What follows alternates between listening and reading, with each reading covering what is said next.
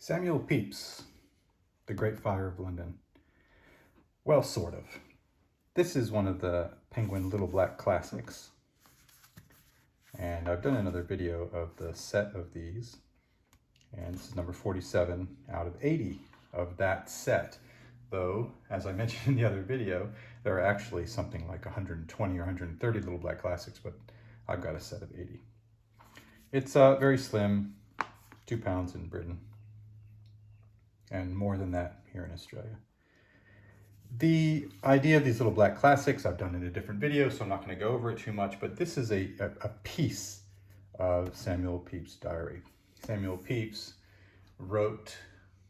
kept an incredible diary over many years in the 1600s, and he knew everyone. He spoke with the king, and he spoke with all kinds of different people, and he had many affairs with different people, married women. He was married.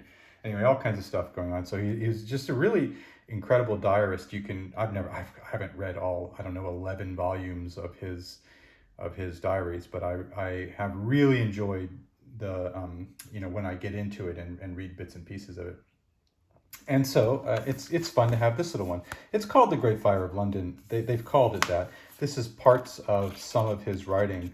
Really, maybe the first half or something isn't really about the Great Fire at all. It's about, it talks about some of the work that he's working on, which involves a war that they're trying to prosecute.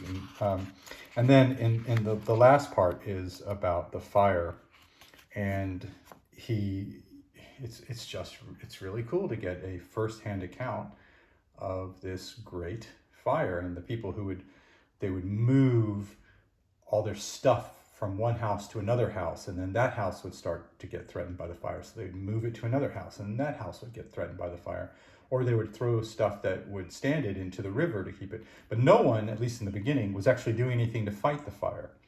They were just getting their stuff out and letting the fire take what they could. And he actually spoke before the king and said, we need to pull down houses. We need to tear down houses so that the fire, so there's a fire break and it can't continue. Anyway, really interesting stuff. And that's Samuel Pepys. The book itself is, a teeny little paperback. It's not going to be more than 70 pages or something. Okay, it's like 50 pages. And that's what these Little Black Classics are like. Even the bigger, the Black Classic of Samuel Pepys is not his complete diary. Again, his complete diary would I don't know, it takes up 10, 11 volumes or something like that. Maybe you can get them in big books for 3 or 4 volumes.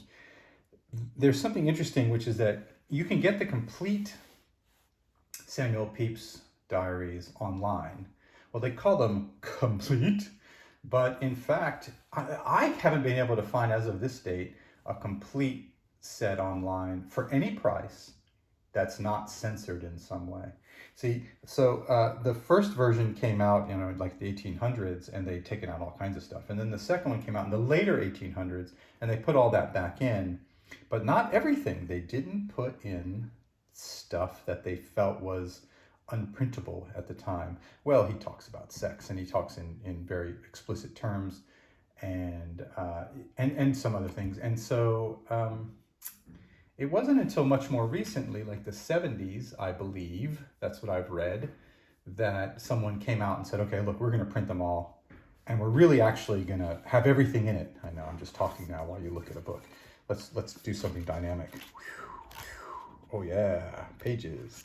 Anyway, they decided to print the entire thing, but it's only in print. You must buy the books, the physical books. You can't get it as an ebook. The only reason I wanted it as an ebook is because to buy that many physical books is it's a ton of money, and I was hoping to avoid spending that much money.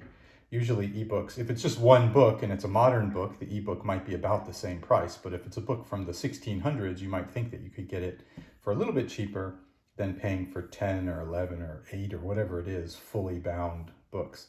But they're just not available. I can't find them at any price. I cannot find those books as an ebook. So at some point, I'll probably have to go and spend a bunch of money because I really want them, because I really, really love them. And it pisses me off whenever I read what I've got, and there are like these ellipses, and I know that he said something juicy in there. I know he said something cool in there. It's a little bit funny because, okay, it's I don't know, a billion words.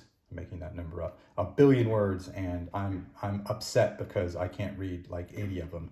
But it does annoy me. So anyway, that's the idea. Samuel Pepys. This is a pretty cool little volume in itself, and it gives you a taste of what his writing was like. Look, it's a lot easier to read than you might think, and a lot more sort of human, and you understand it. He's not from another world.